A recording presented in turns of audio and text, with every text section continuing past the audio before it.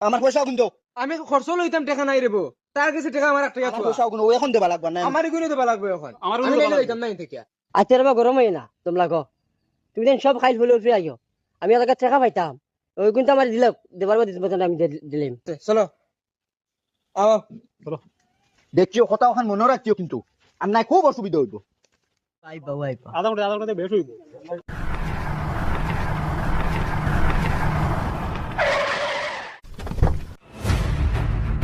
ও দাদা আইসো